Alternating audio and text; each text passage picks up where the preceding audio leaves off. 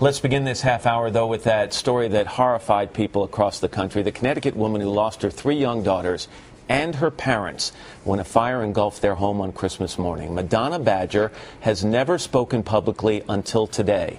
In an exclusive interview, she tells her story of unimaginable loss, profound courage, and also her own search for the truth. Do you find yourself in the middle of a day, Madonna, saying, wow, the last 5 minutes I laughed a little, or I was able to smile, or it wasn't in the front of my mind, maybe it was in the back of my mind for a while? Do you have those moments? Yes, and at first, the first time I smiled or the first time I laughed, I felt so bad, you know. Guilty? Yeah, of course. But also still looking for answers about what happened 6 months ago at her stately home in Stamford, Connecticut. Her 3 daughters were there, 9-year-old Lily, and the twins, Grace and Sarah, age 7. Her parents, too, both retired. Her dad loved to play department store Santa. He would come home and tell us all the stories, you know, of all these children and what they had said and how much Santa loved them. What was he like as a grandfather to Lily, Grace, and Sarah? I mean, you know, he was amazing. Then there was Madonna's new boyfriend, Michael Borsina, the contractor who'd renovated her home. All of them together, Christmas Eve.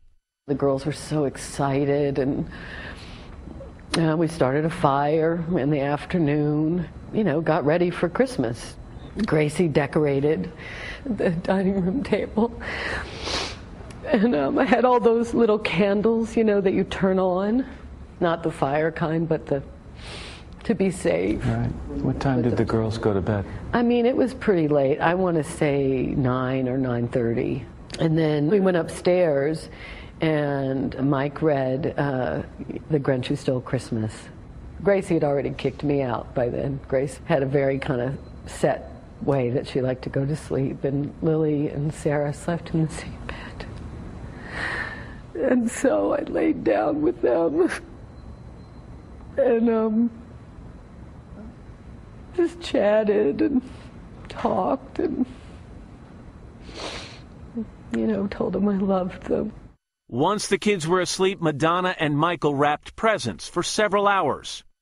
Back to the fire for a second, the fireplace. The last log was put on the fire at about 8 o'clock in the evening. Right before dinner. One of the stories that came out the day after this fire was that your girls had thought, wait a minute, Santa's not going to be able to get down the chimney if there are ashes and embers in that chimney. We've got to get those out of there. Is that what happened? I don't know where that came from. It's not the truth. No. But she says Michael did sweep the hearth at about 3:30 a.m. Mike started cleaning up those ashes on the hearth, put them in a brown bag. Are we talking about ashes, or are we talking about embers? How would you describe what he put in that bag? I saw them as ashes that were in the front of the fireplace. But I know that I watched him take them with his hand, the shovel, and put them into the bag. I watched him put his hands in the bag. So he's putting his hands in the bag now to feel. To make sure that there's nothing on fire in the bag. And you watched him do that? Oh, yeah. So the ashes in that brown bag were then placed where? They were placed on top of one of the plastic bins that we'd brought in. And that bin was then placed in the mudroom. A long night winding down. We had a piece of apple pie, and we sat on the sofa. The fireplace is here, and the Christmas tree was over here. And all the presents were there, and the stockings were there. And then we went to bed. And as I was going up the stairs, I saw the plastic box there on the floor, and I saw the bag on top. And I remember thinking to myself, I should put that outside. I should put that outside. And then I remember thinking, no, but I watched him put his hands through it. So you thought there was no danger? No danger. About 4 a.m. now, she and Mike went to sleep in separate rooms. My bedroom was on the second floor in the front of the house, and my two guest rooms basically were also on the second floor. So I'm asleep here, my mom and dad are asleep here, and Mike is in the back left-hand corner on the second floor. And on the third floor were 3 little bedrooms, and Grace claimed the turret. And those 3 bedrooms was all pink and white and perfect little girls' rooms. That's what I thought. She slept for less than an hour. I woke up and I was choking, and I couldn't breathe, choking, and I realized there was a fire. As you woke up choking, Madonna, because of the smoke, did you hear smoke detectors? Did you hear No. smoke alarms? No. Anything going off in that house? Nothing. It was silent. I got down on my knees and I got out the front window because I couldn't breathe at all. And now I'm on the front porch. So the porch of the house went around the house. And so I had to make a decision, because the windows there were my mom and dad's windows.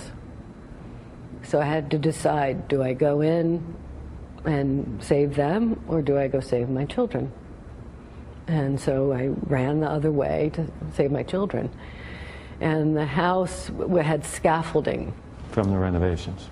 On the outside of the turret. So I scrambled up the scaffolding to get to Grace's window. And I opened that window, and the smoke that hit me, it was just the blackest, like an ocean. And it was twirling, and there was embers and all kinds of stuff in it. And I kept trying to hold my breath and put my head in. And I did that like 3 or 4 times, and I couldn't get in. I couldn't get in the window. And I'm just screaming for somebody to come and help me. And then I saw the fire trucks coming. And then Mike fell out of the back window, the back bedroom window. And he was running around the house, and his eyes were shut, and because they had been burned shut. And he was running all around the yard, you know, screaming, jump to me, girls, where are you? And that's when the firemen dragged me off the porch. So at any time when you opened the window, did you get a glimpse of any of your girls? No, it was so black. It was the blackest smoke I've ever seen. No. If I could have seen them, I would have gone in. I mean, it's impossible to describe how it is that you can't go in and save your own children, but I couldn't get through that smoke. I couldn't. Did you ever hear your mom and dad? Did you yell to them? Oh, yeah, I mean, I was screaming so loudly, they heard me a block over.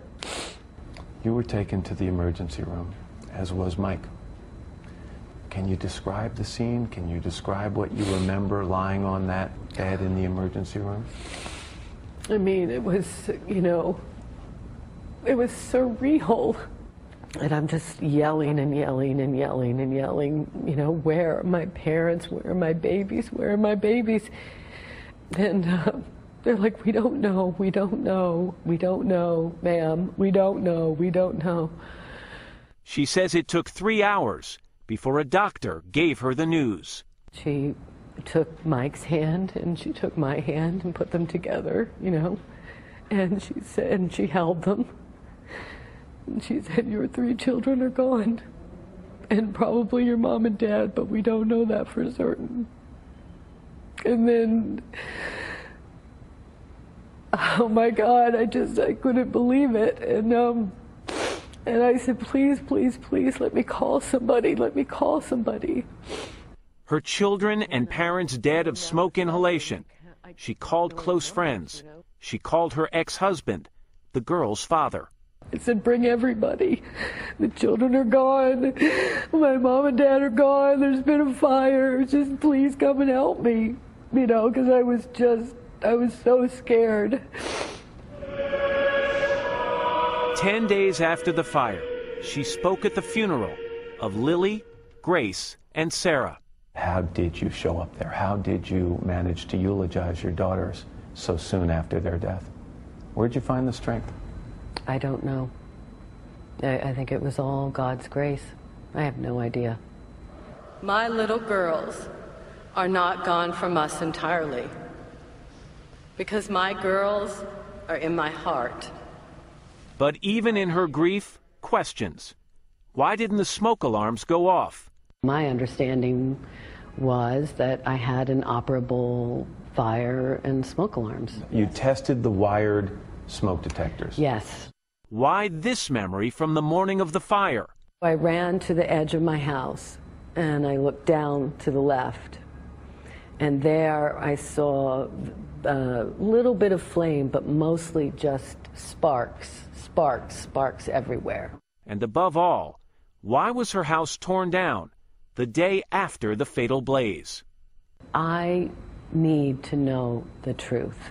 I want to tell you that the Lily Sarah Grace Fund has been set up in honor of the Badger girls to support the arts in underfunded public elementary schools across America. The information is on our website, today.com. We're going to have more with Madonna Badger and look more closely at her unanswered questions tonight on Rock Center with Brian Williams at 10, 9 Central Time here on NBC, plus more of our interview tomorrow morning.